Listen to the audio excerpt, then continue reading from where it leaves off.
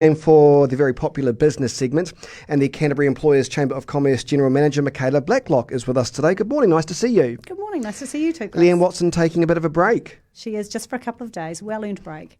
Good. Hey, tonight, interesting stuff. We've got the leaders' debate, the press leaders' debate, which is always sparky. It's always interesting. I know you're going and many people from the business community are going.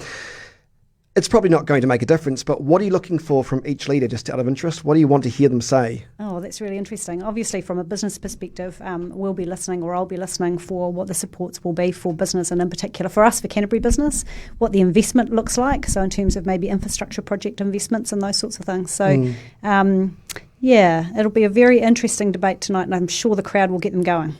I think you're right. The economy in Christchurch, it's not all bad news, is it? But I do worry, you keep hearing some of these economists saying the worst is yet to come, but I often wonder whether that's a self-fulfilling prophecy, or is that something that the Chamber is well aware of too? They're just, watching things. Yeah, absolutely watching things. I think we're on a bit of a journey. So when you start to, we've got to work with the facts, and sometimes the facts are retrospective. So when you look at where we're currently at, we're, in terms of economic activity, we're about 1.3% above where we were at the same time last year, which is good news.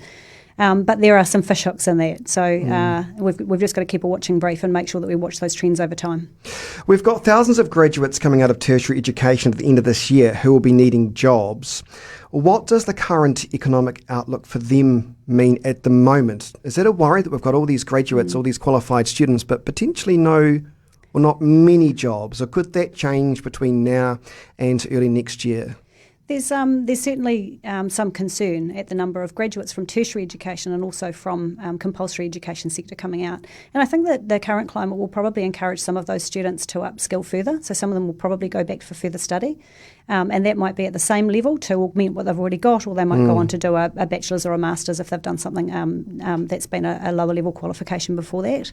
The other thing that's happening is there's quite a lot of support out there at the moment for continuing study, and also quite a lot of support for things like apprenticeship training and those sorts of things. So we possibly will see people shimmy into areas that they potentially haven't trained for in their degree that they might have just finished.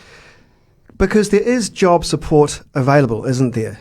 There is, yeah. So government's actually set up a very good website, connected.govt.nz, which brings together a lot of that information. So for people who are looking for employment, for people who are looking for employers who are looking to support people who are currently in their employee, that's a really good place for them to go and find what supports are available, because there's quite a lot.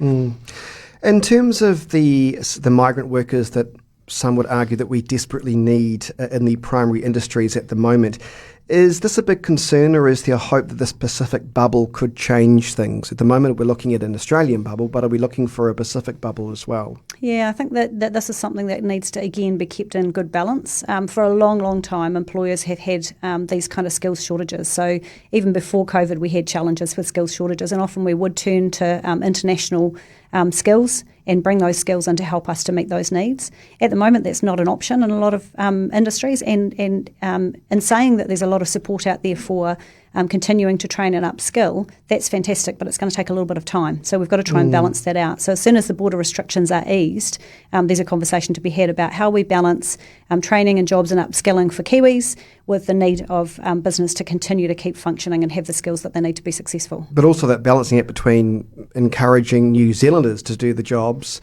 but then, many New Zealanders would say they're not prepared to work for minimum wage. So you've got that other conversation as well. So isn't this a good chance in some respects to have a more meaningful conversation about why we're so reliant on migrant workers? Yeah, I think it really is a good opportunity for us to have the conversation. In the meantime, we've got to keep businesses moving, and so it's got to be that balance point. There are a lot of Kiwis out there who absolutely will, given the opportunity, they will relocate, they will reskill and they'll retrain.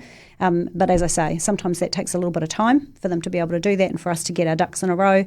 And in the meantime, we need to make sure that we can keep business functioning so that we can keep the economy rolling. So it really is a balancing act.